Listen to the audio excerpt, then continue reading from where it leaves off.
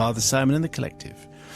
I'm confessing to an incident that took place in early summer 1995 when living in a suburb of Reading in Berkshire. Who's this from, by the way? Diane. You've got that? I never did. Oh, me and him weren't listening. Definitely didn't. I so did. I so said it was Diane. You so didn't. Okay, anyway. Okay. So, tonight's confession from Diane. Yes. Early summer, 95, living in a suburb of Reading in Berkshire.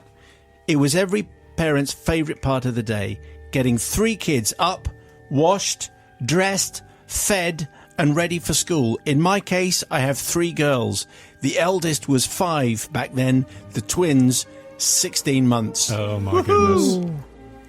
It's a hard work in the morning then coming up. Now, as you may well know, getting children to follow instructions and to keep to a regimental routine needs military precision.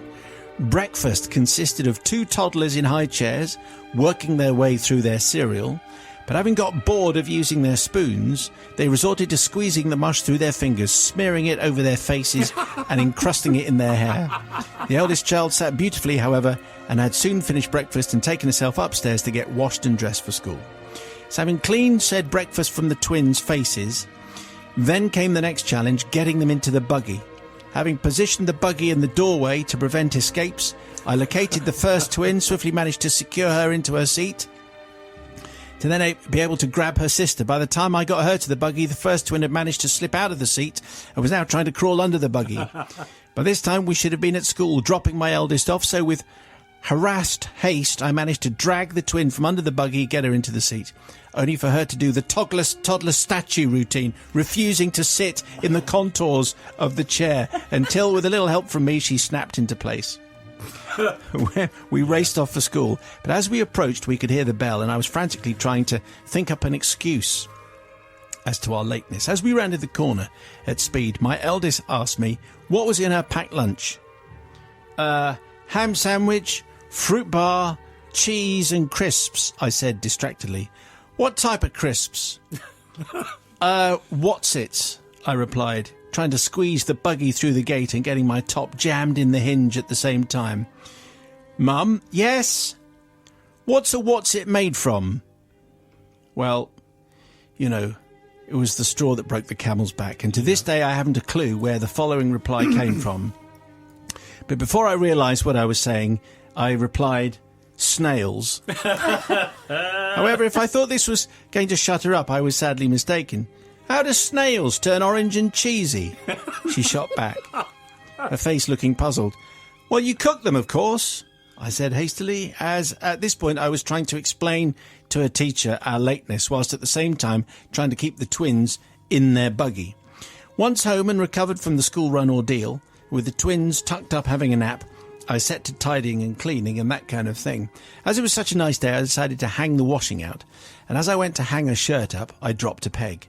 I bent down to pick it up, and there, lying beside the peg, was an empty snail shell.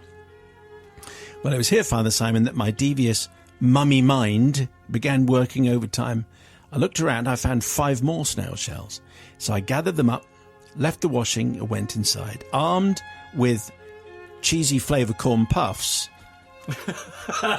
Which, yeah. Well, I've said what's it's enough, so I okay. have to, We now have to go to that. Cheesy flavour curly shapes. Okay. Armed with a whole hand of them, a frying pan and a tub of margarine from the fridge, I set to sticking snail shells to the said snacks and setting them out in the pan. Leaving them sitting on the hob, I then went to collect my eldest from school. The usual chit-chat ensued on the route home. How was your day? What did you do? As we got home, my daughter's bag, coat and shoes were cast aside in expectation of the tidy-up fairy dealing with them later. She ran ahead to the kitchen. I entered the kitchen a few seconds later to find a somewhat green child staring at the pan of orange snacks topped with snail shells. My eldest then promptly burst into tears and ran from sight. Father, I mean, we've had variations on the thing, but this is very good. Father Simon, I obviously seek forgiveness not from my eldest daughter, who has grown up eventually knowing that it was a practical joke, but obviously spending a while believing that cheesy flavoured curly shapes were originally snails. But from the manufacturer of the said snack, the cheesy flavoured corn puffs, for the sudden, this is so good. for Go the on. sudden drop in sales of the above-mentioned product in my household, and possibly from a few of her school friends as well, as she went around explaining that the curly-shaped corn puffs were actually snails, causing widespread revulsion in our area. Well, sometimes parents just snap. They say the first thing that comes in. So I had, like, you remember we had on the Classic Confession a while back, the line about the deceased husband actually being in prison, that one. Yeah, very so good. sometimes you just say stuff to make your life easier. Sister Bobby, what do you say to Diane here? Well, Diane, first of all, those are my absolute favourites. So I'm with your 5-year-old. They are absolutely gorgeous, those cheesy... Curly cheese flavour puffs. Well, yeah, but you have to be careful on the brand because, it does vary from brand to brand because some use very different cheese. It doesn't, Is not that as right? cheesy. So yes. you have a choice of cheesy flavoured curly shapes? Yeah, well, there's only really one choice. Anyway, that aside, what I love the inventiveness of this. I don't know if you needed to do it, though, but I kind of like the fun. The thing is, of course, what you didn't anticipate is her being deeply upset by it. And that's one of those things, you do things... If you stick one of those curly-shaped corn puffs in a snail shell, you are asking for trouble, are you not? Well, the thing is, of course, the children are really confused when they go out in the garden and they see one that's not orange, of course. The risk is, and this is my fear and why I can't forgive, is it might have encouraged small children...